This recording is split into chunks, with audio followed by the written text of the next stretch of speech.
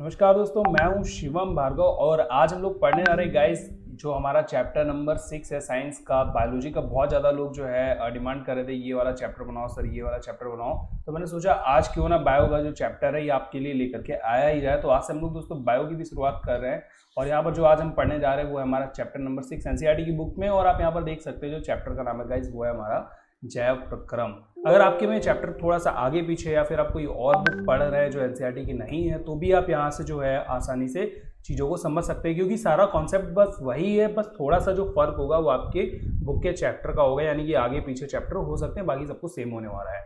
तो गाइज आज की जो ये हमारी चैप्टर है जैव प्रक्रम, इस जैव प्रक्रम के बारे में जो है हम डिटेल से समझेंगे। और गाइज हम ये भी देखेंगे कि ये जो हमारा चैप्टर है जैव प्रक्रम, ये इसमें हमें क्या क्या पढ़ना है। तो गाइज इंट्रो के रूप में हम यहाँ पर देख पा रहे हैं कि हमें पढ़ना होगा सबसे पहले जैव प्रक्रम के बारे में, यानी कि जैव प्रक्रम क्या क्या होता है। फिर दोस्तों हम लोग पढ़ेंगे पोषण के बारे में, यानी कि पोषण क्या होता है। फिर हम पढ़ेंगे श्वसन के बारे में और ऐसे ही हम पढ़ेंगे वहन के बारे में और पढ़ेंगे उत्सर्जन के बारे में। तो दोस्तों यहाँ पर मैं इस चैप्टर को बांटूंगा पूरे 4 पार्टों में, जिसमें पहले पार्ट में हम पूरा जो पोषण का टॉपिक है हमारा इसको खत्म करेंगे, यानी कि जो हमारा न्यूट्रिशन का टॉपिक है इसको खत्म करेंगे। अगली वाली जो वीडियो का पार्ट होगा दोस्तों उसमें हम लोग श्वसन को खत्म करने वाले हैं, और जो उसका अगला वाला पार्ट होगा गाइस उसको हम लोग उसमें वहन को खत्म करेंगे और फिर खत्म करेंगे उत्सर्जन को। तो गाइस चैप्टर को स्टार्ट करने से पहले मैं आपसे पूछना चाहूँगा कि आपको अगर कहीं पर सजीवों में और निर्जीवों में फ़र्क करने को कहा जाए तो आप क्या फ़र्क करेंगे। सजीव मतलब जो भी लिविंग थिंग्स होती हैं और नॉन लिविंग थिंग्स। तो गाइस आप यहाँ पर बहुत आराम से बोल सकते हैं कि जितनी भी लिविंग थिंग्स होती है वो सारी चल फिर सकती है ना। जैसे हम बोल सकते हैं कि जितनी भी लिविंग थिंग्स होती हैं वो सारी चल फिर सकती हैं। तो मैं बोलूँगा तो पेड़ तो नहीं चलते, और जब पेड़ नहीं चलते हैं तो वो कैसे नॉन लिविंग थिंग्स हो गए। तब आप बोलेंगे हाँ हाँ हाँ भाई बात सही कह रहे हो। तो ऐसा हो सकता है कि जो चीज़ें जो हैं बढ़ती हैं, छोटे से बड़ी हो सकती हैं, वो सारी चीज़ें जितनी भी है सजीव हो सकती हैं। तो यहाँ पर फिर मैं आपसे क्या बोलूँगा, जो वायरस होते हैं यानी कि जो वृद्धि होती है वायरसों में वो नहीं होती है, वृद्धि जो होती है वायरसों में नहीं होती है। तब आप फिर से यहाँ पर जो है ऑप्शन अपना गलत कर जाएंगे कि वायरस बड़े नहीं होते, उनमें वृद्धि नहीं होती। वास्तव में पता है साइंटिस्टों के बीच में ना, जितने भी जो डॉक्टर है जो साइंटिस्ट है उनके बीच में ये एक थोड़ी सी मतलब कहानी चल रही है। आप इस बात को समझो कि कई लोगों का कहना है कि वायरसों में वृद्धि होती है, जबकि कई लोग कहते हैं कि वायरसों में वृद्धि नहीं होती है। तो दोस्तों यहाँ पर ना बड़ी कंफ्यूजन सी है कि एक्चुअली में क्या सच है क्या नहीं सच है, कुछ समझ में नहीं आ रहा है। तो इसके लिए गाइज फिक्स किया गया है गाइज कि हम उन चीज़ों को सजीव बोलेंगे, हम उन चीज़ों को सजीव बोलेंगे जो जैव प्रक्रम की सभी प्रक्रियाओं को अपनाती हैं। तो आप कहेंगे जैव प्रक्रम क्या होता है, तो सबसे पहले इसकी डेफिनेशन समझ लेते हैं गाइज। जैव प्रक्रम क्या होता है ये मैं आपको जो है आसान भाषा में समझाने की कोशिश करता हूँ।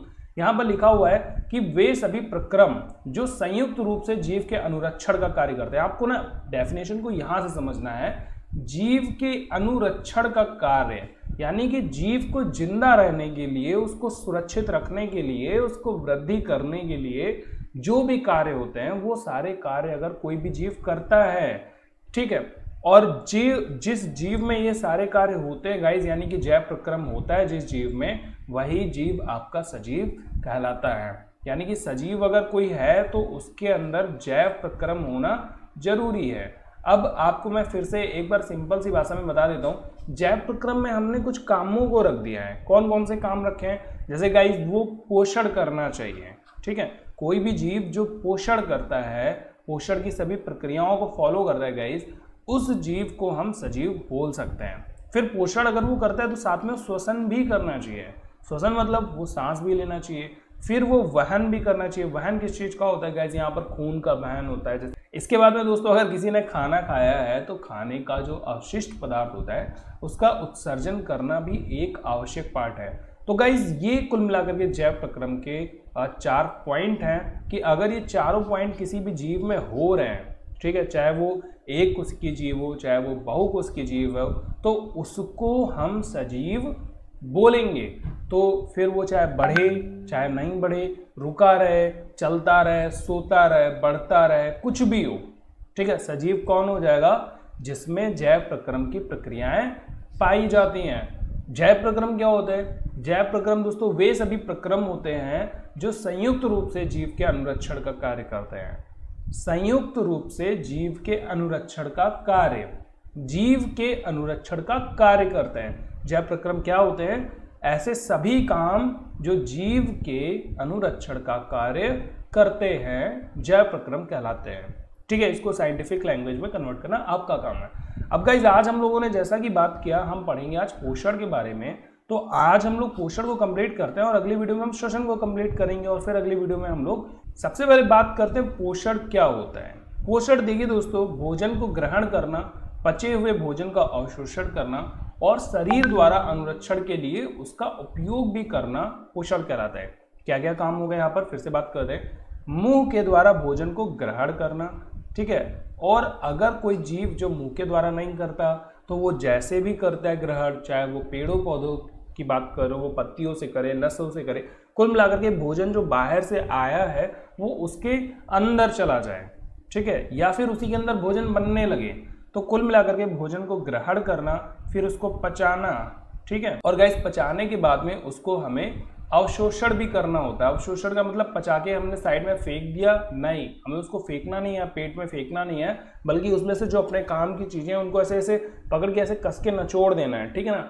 तो निचोड़ने के बाद में जो चीजें हमें मिली, जो उसके अंदर हमारे पोषक तत्व मिले, उनको शरीर के भागों में प्रयोग करना, इन सभी चीजों को मिला करके हम क्या कहते हैं, पोषण कहते हैं। पोषण की डेफिनेशन बहुत ज्यादा आसान है, भोजन ग्रहण करना, पचे भोजन का अवशोषण एवं शरीर द्वारा ऐसे कार्यों के लिए, यानी कि अनुरक्षण मतलब जैसे मैंने बताया ना आपको, वृद्धि हो जाए, चाहे वो सुरक्षा हो जाए, चाहे वो बीमारियों से लड़ने के कार्य हो जाए, इन सभी कार्यों को हम क्या बोलते हैं, अनुरक्षण कार्य बोलते हैं।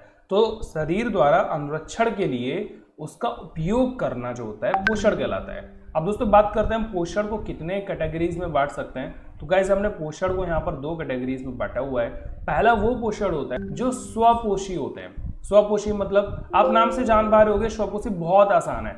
स्वपोषी, इस पर हम डिटेल से बात करेंगे। स्वपोषी मतलब खुद से पोषण करना, पोषण करना में खाना जो प्राप्त करना होता है ना, वो भी खुद से ही होता है। और विषम पोषी पोषण में दोस्तों दूसरों पर आश्रित रहते हैं, वो होते हैं विषम पोषी पोषण।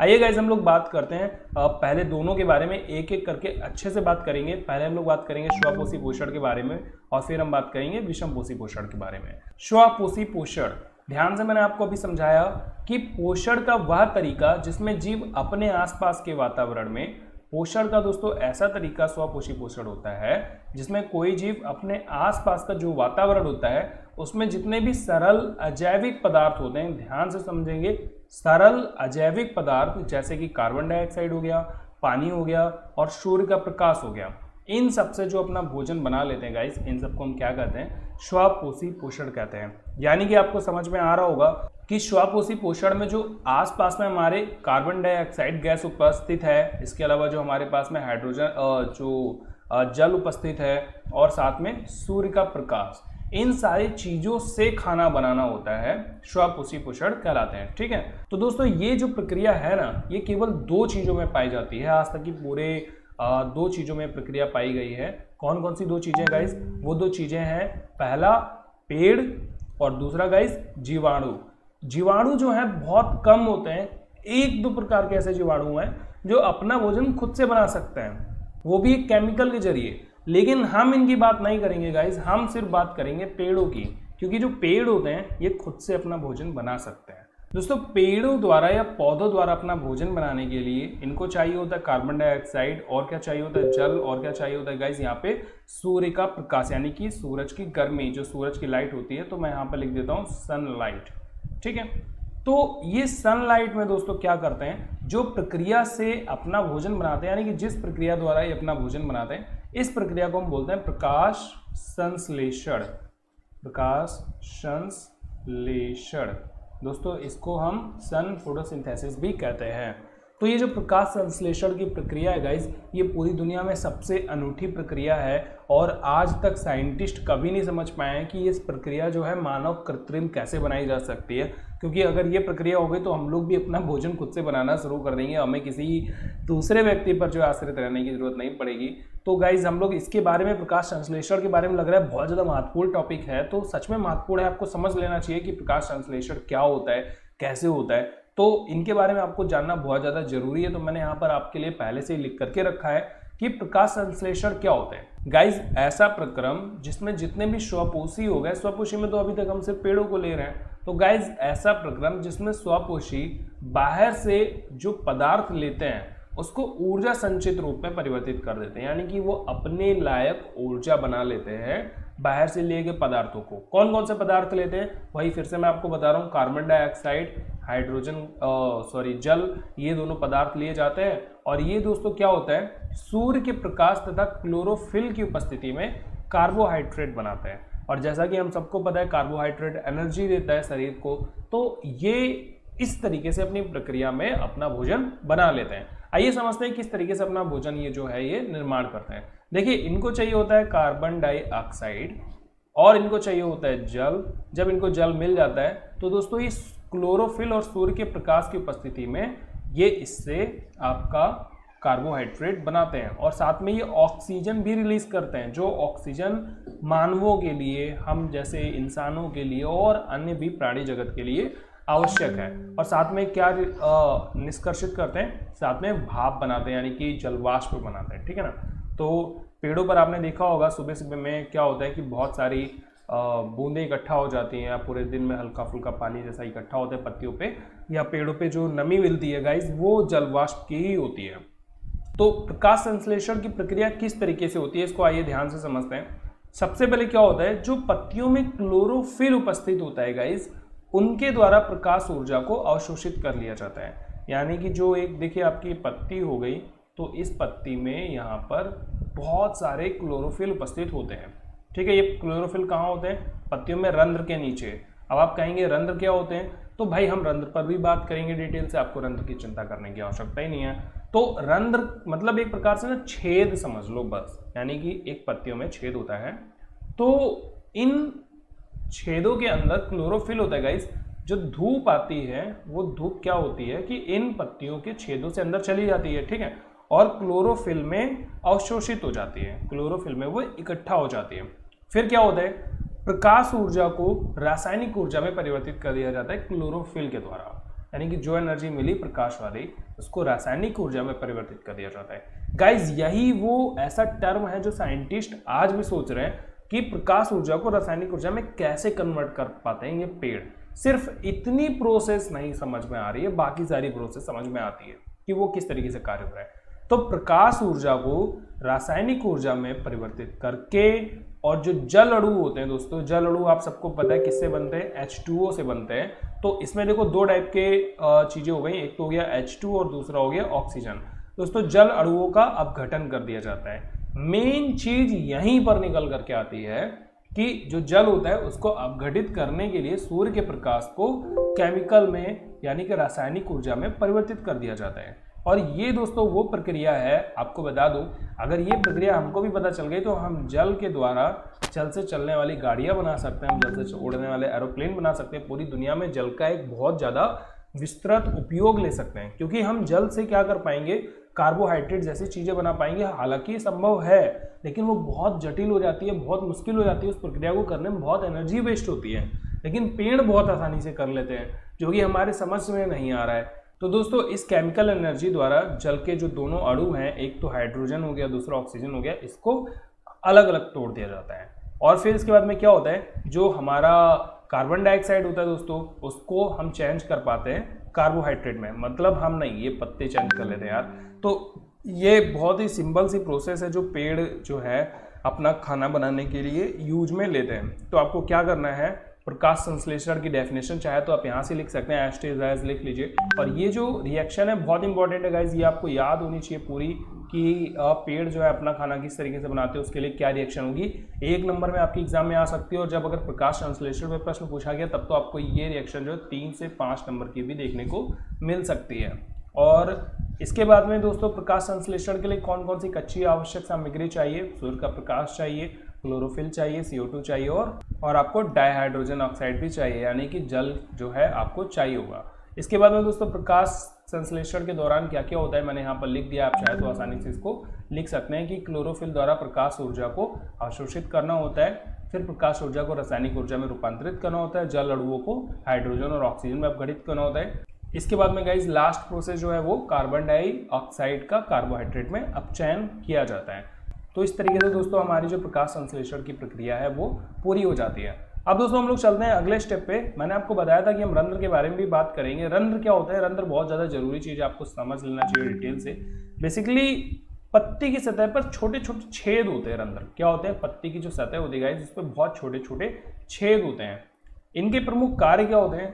तो सबसे पहला कार्य है जो गैसेज होती हैं गाइस, वो पत्तियों के अंदर लाना और ले जाना होता है। कौन सी गैसेज? जैसे कि CO2, ठीक है ना। अब इस पत्ती में आप देखेंगे बहुत छोटा सा ऐसा रंध्र होता है, बहुत छोटा सा रंध्र होता है जो नॉर्मल आंखों से दिखाई नहीं देता है। आप ये देख पा रहे होंगे, देखो ये रंध्र है और गाइज ये जो आपका रंध्र है ये वाला, यहाँ पर ये छेद है, ठीक है ना। ये छोटे छोटे छेद हैं और ये आपकी कोशिकाएं हैं और साथ में ये हरित लवक यानी कि क्लोरोफिल जैसे छोटे छोटे पदार्थ हैं। ये देख पाएंगे कि ये जो आपका रंध्र यहाँ पर दिखाई दे रहा है ये इस समय खुला हुआ है, यानी कि ये या तो पानी या फिर जलवाष्प को ले सकता है, किसी भी गैसेस को या तो अंदर जाने दे सकता है या फिर बाहर आने दे सकता है। और गैस इसी तरीके से ये बंद रंध्र है, यानी कि ये पूरी तरीके से क्लोज है और ये खुला हुआ है।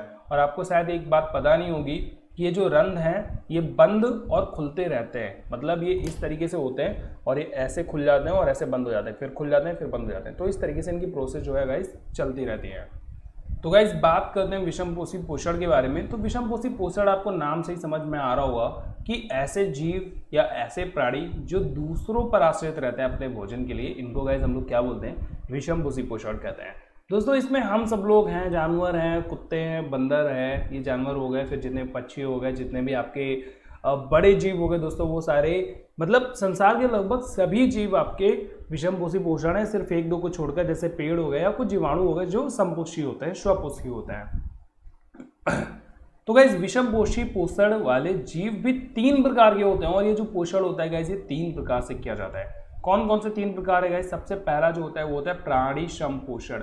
प्राणी संपोषण, दूसरा होता है गाइस मृतजीवी संपोषण और तीसरा होता है परजीवी संपोषण। आइए इनके बारे में थोड़ा सा डिटेल से समझ लेते हैं। प्राणी संपोषण क्या होता है गाइज? ऐसे जीव जो भोजन को निगल कर अपने शरीर के अंदर कर लेते हैं, ठीक है ना, भोजन को निगल लेते हैं। ध्यान से आप याद रखेंगे, जो भोजन को निगल लेते हैं, सॉरी मैंने निकल लिख दिया है, भोजन को निगल लेते हैं। तो भोजन को निगलने के बाद में अपने शरीर के अंदर ले जा करके उसको पचाने का कार्य करते हैं, इनको हम प्राणी संपोषण कहते हैं। तो इसमें कौन कौन आ जाते हैं गाइज? इसमें मानव आ जाते हैं, इसमें सभी प्रकार के जीव जंतु आ जाते हैं जो बड़े छोटे होते हैं, और साथ में दोस्तों इसमें आपके जो है अमीबा जैसे जो छोटे छोटे एक कोश की बहुकोश की छोटे मतलब बहुत छोटे छोटे जो जीव हैं वो भी यहाँ पर शामिल हो जाते हैं। दोस्तों मृतजीवी संपोषण किसे कहते हैं? मृतजीवी संपोषण ऐसे संपोषण होते हैं जो गाइज मरे हुए जीवों द्वारा किए जाते हैं। जैसे मरा हुआ कोई जीव है, मरे जीव जब वो सड़ते गलते हैं, मरा जीव जब सड़ता है गलता है तो क्या होता है, उसके ऊपर कुछ फफूंदी कवक जैसे कुछ जीव हो जाते हैं जो ऑटोमेटिकली अकार्बनिक प्रक्रियाओं द्वारा भोजन प्राप्त करने लग जाते हैं। तो आपने देखा होगा कोई भी चीज़ होती है सड़ जाती है, आपने कभी देखा होगा टिफिन में खाना बहुत दिन तक रख दो, फिर उसको जब खोलो तो देखो उसमें बड़ा सफ़ेद सफ़ेद गंदा गंदा सा लगा रहता है।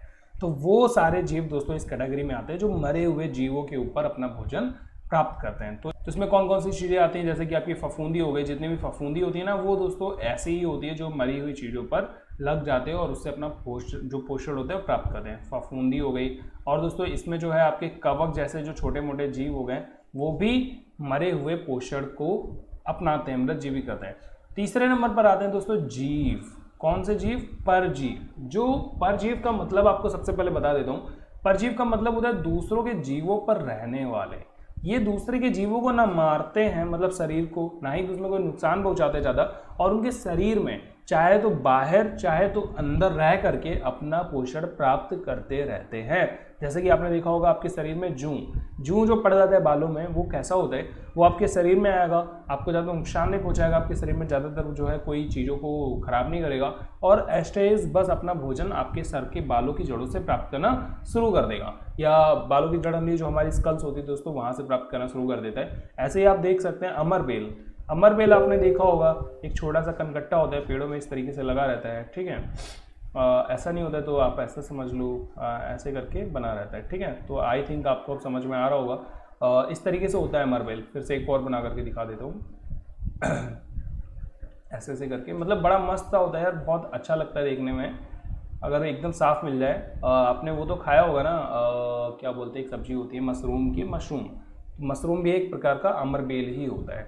तो गाइज ये जो जीव होते हैं ये क्या करते हैं, पेड़ के ऊपर अपने आप से अमरबेल जैसे जो होते हैं वहीं से आ जाते हैं और अपना पोषण प्राप्त करना शुरू कर देते हैं। इसी के अलावा दोस्तों फीताक्रम क्या होते हैं, ये दोस्तों हमारे पेट के अंदर होते हैं, हमारे शरीर के अंदर पड़ जाते हैं, फीताक्रम सॉरी। तो दोस्तों ये हमारे पेट के अंदर आ जाते हैं, हमारे शरीर के अंदर चले जाते हैं और वहाँ पर रहना शुरू कर देते हैं। जैसे किसी जानवर के शरीर में आपने देखा होगा, या आपका कभी पेट बचपन में खराब रहा होगा तो आपके जो है शरीर से ऐसे कीड़े वगैरह निकले होंगे, पेट में बच्चों के कीड़े पड़ जाते हैं। तो गाइज वो भी दूसरों के शरीर में जा करके उनके शरीर को बिना ज़्यादा नुकसान पहुँचाए, मतलब पता नहीं चलता, ऐसे डायरेक्टली नहीं काटने लग जाते हैं यार। बाकी देखो ये बैक्टीरियाज होते हैं, वायरसेस होते हैं, या फिर ये किसी प्रकार के परजीवी हो, नुकसान तो पहुंचाते हैं, ये तो बात कंफर्म है, लेकिन ऐसा नुकसान नहीं पहुंचाएंगे कि इमीडिएटली, मतलब ऐसे शेर ने हाथ काट लिया तो इस तरीके का कोई नुकसान नहीं होगा, आपको पता ही नहीं चलेगा। धीमे धीमे धीमे धीमे जो है आपकी गाड़ी जो है बदलती जाएगी और आपको पता चलेगा कि यहाँ पर भाई नुकसान हो रहा है हमारे साथ। तो इस तरीके से 3 प्रकार के जो होते हैं श्वापोषी पोषण होते हैं। अब दोस्तों इसमें हम लोग जो समझेंगे सबसे इंपॉर्टेंट जो है हमारे समझने वाले, वो है अमीबा का पोषण हम समझ लेते हैं, और दूसरे नंबर पर हम मानव का पोषण का प्रक्रिया समझ लेते हैं कि अमीबा किस तरीके से खाता है और मानव किस तरीके से खाते हैं। दोस्तों अमीबा का जो भोजन होता है दोस्तों, वो 4 चरणों में जो है अपने भोजन को पूरा करता है। तो पहला जो चरण हो गया वो हम दोस्तों सबसे पहले क्या करते हैं, आपको अमीबा बना के दिखाते हैं। बेसिकली हमको बहुत ज़्यादा जो है जुकाम हो रखा है यहाँ पर, तो हम सबसे पहले अमीबा के बारे में जानते हैं कि अमीबा दिखता किस तरीके से। आप सबको अगर मैं सोते हुए भी अमीबा बनाने को बोलूँगा ना, आप सब बना देंगे, क्योंकि उसमें होता क्या है, बस ऐसे ऐसे ऐसे ऐसे है। अमीबा का कोई आकार तो होता नहीं है। ये हो गया आपका अमीबा, इसके बहुत सारे ऐसे छोटे छोटे वो रहते हैं, ठीक है, ये अमीबा हो गया गाइस। अब क्या होता है, नंबर 1 पे वो भोजन को देखता है और गाइस उसके पास में पहुंच करके क्या करता है, उस भोजन के चारों तरफ से अपनी एक आकृति बनाना शुरू कर देता है। तो जैसे कि ये हो गया, और वो भोजन को चारों तरफ से घेरने की कोशिश शुरू कर देता है। अभी उसका भोजन है और अमीबा जो हो गया वो इस तरीके से इसके चारों तरफ में ऐसे ऐसे करके आ जाता है, ठीक है। इसके बाद में गाइस क्या होता है, तीसरे नंबर पे वो अमीबा जो है इसको पूरी तरीके से अपने शरीर में ऑब्जर्व करने की कोशिश करने लग जाता है। तो मैं यहाँ पर जो है इसका एक रफली सा फिगर बनाने की कोशिश करूँगा। जैसे कि मान लेते हैं भोज कण है, कोई भी खाने का पदार्थ है, चाहे वो कुछ भी हो, ऐसा मतलब कोई भी पदार्थ जो अमीबा खाता है खुद से, ठीक है ना, तो वो इस तरीके से उसको अपने शरीर में लपेट लेता है। और फिर ये जो आप ज्वाइंट इसका देख रहे हैं ना, ये ज्वाइंट जो है ये पूरा हो जाता है और फाइनली क्या होता है गाइस, जो अमीबा होता है मतलब उसके शरीर में वो भोजकण आ जाता है। तो ये तो हो गए इसके भोजन प्राप्त करने के 4 चरण। लेकिन दोस्तों इसमें जो नंबर 1 पे हम किस तरीके से इसको समझेंगे, अगर हमें स्टेप लिखना हो तो पहला स्टेप दोस्तों इसका भोजन को अपने पादाप की सहायता से घेर लेता है। दूसरे नंबर पर दोस्तों वो क्या करता है, एक खाद्य रिद्धिका बनाता है। खाद्य रिद्धिका क्या होता है इसके बारे में भी अभी हम बात करेंगे। खाद्य रिद्धिका, जैसे कि मैंने आपको ये बताया ना, ये इस जगह पर ये जो है छोटा सा एक छेद सा बना लिया और उस खाने को चारों तरफ से बिल्कुल फिट कर दिया। तो इसी चीज को दोस्तों हम लोग खाद्य रिक्तिका कहते हैं। इसके बाद दोस्तों खाद्य रिक्तिका में जो है जो जटिल पदार्थ होते हैं, मतलब ऐसा कोई पदार्थ जो बहुत जटिल कार्बनिक हो, तो जटिल पदार्थ को सरल पदार्थों में तोड़ने की कोशिश करता है। जटिल पदार्थ को सरल पदार्थों में तोड़ने की कोशिश की जाती है और ये कोशिश दोस्तों नहीं होती, ये विघटन पूरी तरीके से कर दिया जाता है।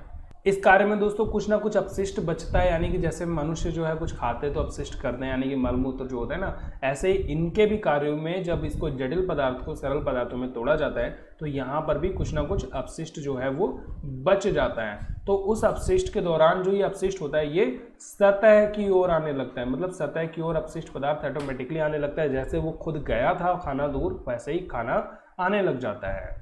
और अंतिम और लास्ट स्टेप क्या होता है, जो अपशिष्ट पदार्थ होता है वो शरीर से बाहर निकल जाता है। अब गाइस हम लोग बात करते हैं मनुष्यों में पोषण की। मनुष्यों में जो पोषण होता है गाइस ये बहुत ज़्यादा इंपॉर्टेंट होता है और मनुष्यों का पोषण इतना आसान नहीं होता जैसे आपने अमीबा का पोषण देखा।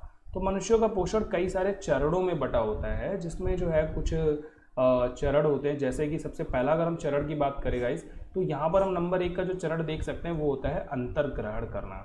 अंतर्ग्रहण का मतलब क्या हुआ, जो भोजन होगा वो हमारे शरीर में प्रवेश करेगा। इसके बाद में गाइस क्या होता है, दूसरा चरण हमारा होता है वो होता है पाचन का। जो भोजन मतलब हमारे शरीर में प्रवेश कर चुका है उसकी पचाने की प्रक्रिया तुरंत से मुंह से ही शुरू हो जाती है। मतलब ग्रहण करना तो भोजन को लाना हो गया मुंह तक, पचाने की जो प्रक्रिया हो गई वहीं पे शुरू हो गई।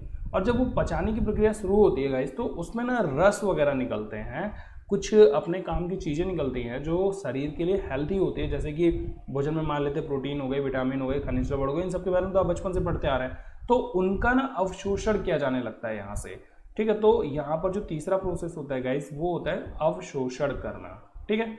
अवशोषण करने के बाद में गाइस चौथा जो पॉइंट होता है वो होता है श्वांगीकरण करना। इसके बाद में जो लास्ट का जो प्रोसेस होता है गाइस, वो होता है बहिक्षेपण। बहिक्षेपण का मतलब होता है बाहर निकालना। तो आप सब जानते हो हमारा जो मलमूत्र होता है वो दोस्तों वही बहिक्षेपण पदार्थ होता है, यानी कि भोजन इतने सारे प्रोसेस से निकल करके तब हमारे शरीर में 24 ने बहुत ज़्यादा बोल दिया, 12-13 घंटों में निकल जाता है, यानी कि रात को खाया सुबह निकल गया। तो इस तरीके से जो काम होता है वो हमारे शरीर का होता है। तो गाइस इस प्रक्रिया को थोड़ा सा हम चित्र के माध्यम से समझने की कोशिश करेंगे कि यहाँ पर क्या क्या चीज़ें जो है होती हैं हमारे साथ में। देखिए ये है आपका यहाँ पर आहार नाल, यानी कि मुंह जो होता है वो यहाँ पर होता है। भोजन यहाँ से आता है शरीर में, हमारे यहाँ से होते हुए, इन आंतों से होते हुए, घूमते फिरते पूरे शरीर में जो उसका प्रोसेस है होने के बाद में वो गुदा द्वारा बाहर आ जाता है। इसके बाद में गाइस हम लोग इस प्रक्रिया को थोड़ा सा ध्यान से समझ लेते हैं लिखित रूप में कि क्या क्या चीज़ें हमारे शरीर में जो होती हैं वो की जाती हैं। तो आप यहाँ पर देख पाएंगे कि सबसे पहले हमारे शरीर में जो है दोस्तों जो भोजन होता है वो हमारा मुंह में जाता है। मुंह में जाने के साथ में क्या होता है, भोजन का अंतर्ग्रहण शुरू हो जाता है। फिर दोस्तों जो दूसरा चरण होता है मुंह में जाने के बाद में वो दांतों में पहुंचता है। तो दांतों में क्या होता है, हम उस भोजन को चबाते हैं, है ना। फिर वो जीभ द्वारा उस पर रस को मिलाया जाता है, जो हमारे जीभ में थूक होता है, यानी कि आपने देखा होगा जब हम लोग कुछ खाना खाने वाले होते हैं तो हमारे जीभ में पहले ही पानी आ जाता है थोड़ा सा, तो वही जो पानी हो गया वही पानी यहाँ पर जीभ के साथ में मिलता है ताकि वो भोजन को और ज़्यादा गीला बना सके, बहुत ज़्यादा लिसलिसा सा बना सके। फिर इसके बाद में दोस्तों जो अगला पॉइंट होता है लार ग्रंथि मिलाना। तो लार ग्रंथि से जो निकलने वाले रस होते हैं इनको हम लाल रस बोलते हैं या लार बोलते हैं। ये दोस्तों इसमें कौन कौन से इंपॉर्टेंट रस हो गए आप इनको याद रखेंगे। पहला जो रस हो गया दोस्तों ये होता है स्टारब्लार्च, और दूसरा होता है एमिलेस एंजाइम या फिर माल्टोस शर्करा। तो इस तरीके के जो रस होते हैं गाइज ये हमारे मुंह में मिलने शुरू हो जाते हैं शुरुआत में। इसके बाद में दोस्तों यहीं से दूसरा चरण स्टार्ट हो जाता है भोजन गर्शिका का। ये आप देख पा रहे होंगे ये जो नली होती है ये भोजन गर्शिका की नली होती है। तो इसको हम भोजन गर्शिका की नली या भोजन गर्शिका नली बोलते हैं। तो दोस्तों ये मुंह से लेकर के अमाशय तक भोजन को क्रमाकुंचक गति से, क्रमाकुंचक गति, अब ये बहुत इंपॉर्टेंट वर्ड आ गया। देखो जैसे कि ये हमारी नली है, ठीक है, हम मान लेते हैं ये हमारी नली है और यहाँ पर हमारा जो है अमाशय बना हुआ है, ठीक है। इस तरीके से हमारा जो अमाशय है गाइस ये बना हुआ है।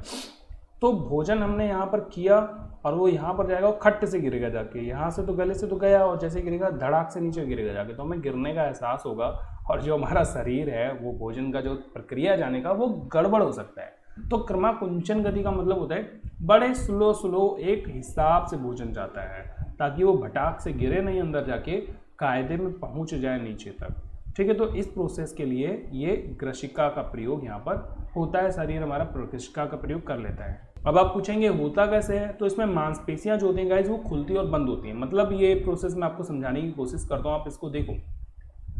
पाइप बड़ी पतली होती है और जब भोजन कहीं पर पहुंचता है तो उतना ही जो भाग होता है पाइप का वो दोस्तों थोड़ा सा मोटा हो जाता है। जैसे कि ये पाइप बड़ी पतली सी होती है और मान लेते हैं कि भोजन कहीं पर पहुंच रहा है, तो जिस जगह पर भोजन होता है वो आपकी पाइप काफ़ी मोटी होती है। अब ये जो पाइप है ये धीमे धीमे यहाँ की मोटी होगी, यहाँ की ऐसे पतली हो जाएगी, फिर यहाँ की मोटी होगी, यहाँ की पतली हो जाएगी। तो कुल मिलाकर के आप ये समझ लो कि एक आप जैसे एक आपने कोई पाइप ले ली और उसके अंदर कंचा फंसा दिया है, तो जिस जगह पर कंचा होगा, कंचे तो आपने खेलोगे ना मार्बल्स वगैरह, तो वो जगह काफ़ी मोटी सी दिखाई देगी, बाकी जो पाइप होगी पतली रहेगी। तो आप उसको जैसे रबड़ की पाइप है, धीमे धीमे दबाओगे तो जहाँ पर रबड़ पहुँचेगी, मतलब जहाँ पर कंचा पहुँचेगा वो थोड़ा सा मोटा दिखाई देगा, है ना। तो वो चीज़ जो है यहाँ पर होने लग जाती है। तो दूसरे चरण में भोजन जो होता है ग्रसिका के द्वारा नीचे तक जाता है। अब गाइस जो भोजन है हमारा वो तो नीचे पहुंच गया, तो नीचे वो अमाशय में जब पहुंचता है तो वहां पर क्या होता है, तो दोस्तों अमाशय में वो पहुंच करके जठर ग्रंथियों द्वारा जो है भोजन का प्रोसेस शुरू किया जाता है, जिसमें उसके ऊपर कई सारे एंजाइम्स जो होते हैं डाले जाते हैं, या फिर हम बोल सकते हैं उनके ऊपर कई सारे तेजाब टाइप के कोई अम्ल जो एसिड होता है वो उस भोजन में पड़ता है ताकि उसको पचने में बहुत ज़्यादा आसानी हो जाए। क्योंकि भोजन को जो है वो आप जो भी खाते हो वो काफ़ी हार्ड मटेरियल होता है, उसको सॉफ्ट मटेरियल में यानी कि सरल जो पदार्थ होते हैं उसमें तोड़ना होता है तो जटिल पदार्थों को सरल पदार्थ में तोड़ने के काम के लिए कुछ एसिड्स का प्रयोग किया जाता है, जिसमें से एक हो गया आपका पेप्सिन, जो ग्रंथियाँ जो होती हैं आपके रस छोड़ती हैं। इसके बाद में दूसरा हो गया दोस्तों hydraulic acid, hydrochloric acid sorry, और जो तीसरा हो गया दोस्तों वो हो गया आपका श्लेष्मा।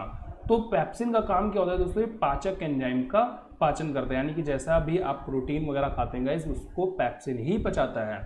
और दूसरा दोस्तों जो हो गया ये हाइड्रोक्लोरिक अम्ल, ये अम्लीय माध्यम तैयार करता है, यानी कि पेप्सिन की क्रिया में सहायता करता है। और तीसरा दोस्तों जो हो गया अमाशय के आंतरिक स्तर से अम्ल की रक्षा करता है, यानी कि जो हमारा शरीर है वो इस एसिड से जल ना जाए, क्योंकि भाई एसिड होता है तो वो हमारे शरीर को जला ना दे, इस चक्कर में श्लेष्मा का भी प्रयोग यहाँ पर होता है। तो गाइस अब वो जो हमारा भोजन है वो आंतों से अमाशय से निकल करके गाइस अब आ गया वो क्षुद्रांत में, यानी कि आंतों में आ गया। और इनको दोस्तों क्या होता है, आंत रस द्वारा जो हमारे शरीर के इंपॉर्टेंट जो पोषक तत्व होते हैं जो हमें चाहिए होते हैं उनमें परिवर्तित किया जाता है। जैसे कि आंत रस मिल करके क्या करते हैं, जो भोजन होता है उसको कार्बोहाइड्रेट में और फिर कार्बोहाइड्रेट से ग्लूकोज में परिवर्तित कर देते हैं। फिर इसके बाद में जो वसा होता है, वसा के साथ में प्रक्रिया करके यानी कि अभिक्रिया करने के बाद में वो वसा अम्ल में बदल देते हैं उसको, या ग्लिसरॉल वगैरह में बदल देते हैं। और दोस्तों ऐसे जो प्रोटीन होता है इस प्रोटीन को अमीनो अम्ल में परिवर्तित कर दिया जाता है। फिर दोस्तों इसके बाद में अगला एक और प्रोसेस होता है यहाँ पर, जो कि होता है यकृत के द्वारा, यानी कि जो हमारा जो यकृत होता है वो और जो अग्नाशय होता है यहाँ से कुछ श्रावण रस प्राप्त होता है, वो दोस्तों भोजन में मिल जाता है। और यकृत क्या करते हैं ये मिल करके दोस्तों पित्त लवण के साथ में जो है पित्त लवण बनाता है। अब यहाँ पर जो होता है ये बड़ी गोलिकाएं और छोटी गोलिकाओं में इसका एमल्सीकरण होता है भोजन का। भोजन के एमल्सीकरण के बाद में दोस्तों जो अग्नाशय होता है वो अपनी फिर से एक प्रक्रिया अपनाता है। कौन सी? अग्नाशयिक प्रक्रिया अपनाता है, यानी कि यहाँ पर फिर से उस पर बहुत सारे एंजाइम्स डाले जाते हैं, जैसा कि हमने बात करी थी ऊपर। तो ऐसे एंजाइम्स यहाँ पर फिर से डाले जाते हैं। कौन कौन से एंजाइम्स होते हैं? जैसे कि एमिलेस एंजाइम हो गया, ट्रेप्सिन हो गया, और इसके अलावा लाइपेज एंजाइम हो गया। तो ये एंजाइम्स जो होते हैं ये हमारे उन आंतों में या बोल सकते हैं कि अग्नाशय द्वारा जो है हमारे भोजन पे डाले जाते हैं। इनके दोस्तों कार्य क्या होते हैं? आप देखिए यहाँ पर जो ट्रेप्सिन होता है दोस्तों प्रोटीन को पचाने का कार्य करता है, हमारे शरीर में पेप्टोन्स वगैरह जो होते हैं इनको पचाने का कार्य करता है। और इसके अलावा जो वसा होता है दोस्तों इस पे लाइपेज जो है अपना कार्य करके इसको वसा अम्ल में परिवर्तित कर देता है। और जो स्टार्च होता है दोस्तों उसको ग्लूकोज में परिवर्तित कर दिया जाता है, किसके द्वारा? एमिलेज के द्वारा। तो ये कुछ आपके इम्पॉर्टेंट नाम है, आप इनको याद रखेंगे, जैसे कि एमिलेज एंजाइम हो गया, ट्रेप्सिन हो गया, लाइपेज हो गए, ये कहाँ से निकलते हैं? ये अग्नाशय से निकलते हैं। और ऐसे ही आपके जो यकृत हो गया, यकृत में आपके कौन से एमल्सीकरण होती है, क्या होता है उसमें, तो ये सारी चीज़ें आपको जो है याद रखनी है और आपको पॉइंट टू पॉइंट नोट करना है। सबसे पहले आंतरस, फिर इसके बाद में यकृत द्वारा जो है दो प्रक्रियाएं होती हैं, कौन कौन सी? पहला यकृत की और दूसरी अग्नाशय की, तो इनको भी आपको याद रखना है। इसके बाद में दोस्तों बड़ी आंत की बात करते हैं, तो बड़ी आंत में यहाँ पर एक और प्रक्रिया अपनाई जाती है, वो प्रक्रिया होती है आपकी जिसको हम बोलते हैं दीर्घरोम की प्रक्रिया, जिसमें क्या होता है अवशोषण का जो क्षेत्रफल होता है वो काफ़ी ज़्यादा बढ़ जाता है। यानी कि ये सारे काम तो काफ़ी कम जगह पर हो पा रहे होते हैं, क्योंकि भाई इनमें थोड़ा थोड़ा जो है जगह होता है, लेकिन दीर्घरोम की जब बात करते हैं वहाँ पर काफ़ी ज़्यादा बड़ा एरिया होता है दीर्घरोम में, तो अवशोषण करने का कार्य काफ़ी ज़्यादा बढ़ जाता है। इसके बाद में दोस्तों आपका लास्ट और अंतिम चरण होता है बृहदांत्र का। बृहदांत्र में क्या होता है? जल का अवशोषण हो जाता है और जितना भी वर्ज्य पदार्थ होता है दोस्तों ये गुदा या जो गुदा द्वार होता है वहाँ से बाहर निकल जाता है। तो दोस्तों इस तरीके से मानवों का पोषण होता है, यानी कि जो हम लोग मानवों में जो खाना खाया जाता है वो इस तरीके से पचता है। तो पचने के लिए जो प्रमुख 5 प्रक्रियाएं हो गई, कौन कौन सी हो गई? ये सबसे पहला हो गया आपका अंतर्ग्रहण, यानी कि भोजन मुंह में जाता है, फिर पाचन होता है, फिर उसका अवशोषण होता है, फिर श्वांगीकरण होता है, फिर बहिक्षेपण हो जाता है। तो गाइज आशा करता हूँ आपको ये वीडियो समझ में आ गई होगी। इस चैप्टर से रिलेटेड जो भी अगर आपको नोट्स चाहिए तो वो जो है आपको डिस्क्रिप्शन में देखने को मिल जाएंगे। अब दोस्तों आप लोगों से एक छोटी सी रिक्वेस्ट करूंगा कि अगर आपने इस वीडियो को अभी तक देखा है पूरा तो आप मुझे कमेंट करके नाइस लेक्चर लिख करके बताएं। जैसे आप ये नाइस लेक्चर लिख करके बताएंगे मैं इसका अगला जो पार्ट है वो फटाक से लेकर के आ जाऊंगा तुरंत के तुरंत में ही, क्योंकि मुझे भी आइडिया होना चाहिए कि मैं इतनी मेहनत कर रहा हूँ और इस मेहनत का जो है नतीजा आप तक पहुँच रहा है कि नहीं पहुँच रहा है, यानी कि जो मेहनत है इसने आपको थोड़ा सा भी नॉलेज दिया या फिर नहीं दिया। तो आशा करता हूँ आपको ये वीडियो पसंद आया होगा। अगर आपको वीडियो पसंद आया तो इस वीडियो को लाइक कर दीजिए, मेरे चैनल को सब्सक्राइब कर लीजिए और अपने दोस्तों के साथ में शेयर कर दीजिए। साथ ही में हम लोग क्लास 10th के लिए मैथ्स के लाइव रखते हैं रोज़ के रोज़ शाम को 4 बजे, तो आप वो भी ज्वाइन कर सकते हैं। और दोस्तों सबसे बड़ी बात ये है कि हमारे चैनल पे SST की और बहुत सारी वीडियोस हैं, आप एक बार मेरे चैनल को चेकआउट करिए और fullonguide.online वेबसाइट को विजिट करना बिल्कुल भी मत भूलिए, क्योंकि वहाँ पर आपको सारी चीज़ें जो हैं सीक्वेंस में देखने को मिल जाएंगी और आप सभी चीज़ों को एक पास बहुत अच्छे से देख पाएंगे। तो आशा करता हूँ सारी जानकारी आपको समझ में आ गई होगी। गुड बाय, टेक केयर, अपना ख्याल रखिए। मैं मिलता हूँ आपसे अगली वीडियो में, तब तक के लिए।